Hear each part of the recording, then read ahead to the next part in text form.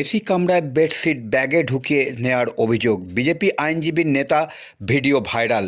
অভিযোগের অস্বীকার করে নেতার দাবি তার বিরুদ্ধে ষড়যন্ত্র করা হচ্ছে, আইনি পদক্ষেপ নেবেন। চুঁচুড়ার বাসিন্দা বিজেপির নেতা মিন্ময় মজুমদার, তিনি একজন আইনজীবী। আগে তৃণমূল লিগ্যাল সেলের নেতা ছিলেন। 2021-এ বিজেপিতে যোগ দেন। গতকাল হুল এক্সপ্রেসে সিউড়ি আদালতে যাচ্ছিলেন। সেই ট্রেনেই একটি ভিডিও ভাইরাল হয়েছে, যেখানে ট্রেনের যাত্রীদের যে বেডশিট দেওয়া হয় সেই বেডশিট তিনি ব্যাগের মধ্যে ঢুকিয়ে নেন বলেই অভিযোগ ওঠে।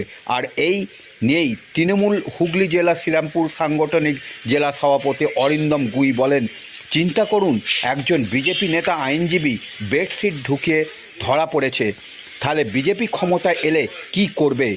মিন্ময় জানান, এই রকম অভিযোগ সম্পূর্ণ মিথ্যা, আর এর বিরুদ্ধে রাজনৈতিক ষড়যন্ত্র করা হয়েছে।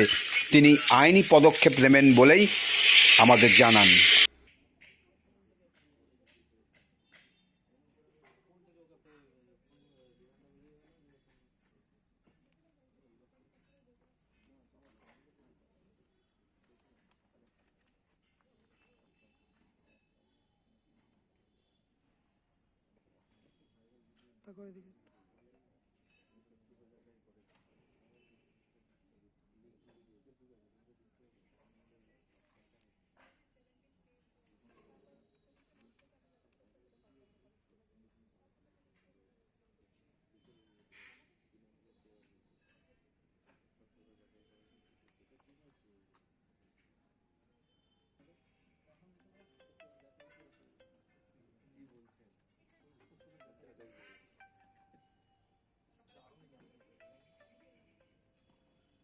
লেখাগুলো কিন্তু নেবে করছে আমি জানি না কোন কোন জায়গায় কমপ্লেন করলেন। আমি করি Bandel RPF, DRM Howrah division, আর হচ্ছে রেলমন্ত্রী। ওটা একটু ছবি নাও, ওইটা ছবিটা নাও।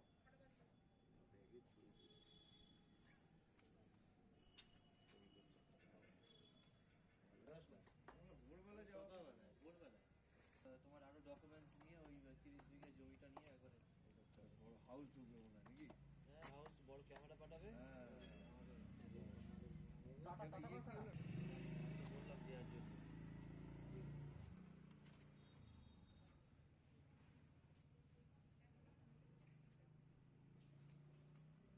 পেলাম যে বিজেপি লিগ্যাল সেলের কনভেনার মিন্ময় মজুমদার, যিনি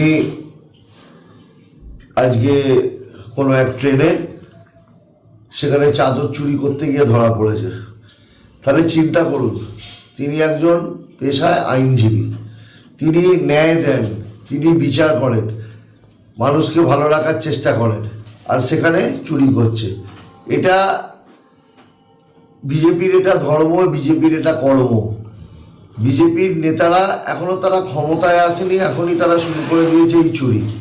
তাহলে এরপর যদি এরা সরকারে আসে এই পশ্চিম বাংলায়, তাহলে কি হতে পারে এনাদের দেখেই তাহলে দেখুন, এই থেকেই আপনারা বুঝে নিন যে এখন তারা ক্ষমতায় নেই এই পশ্চিম বাংলায়।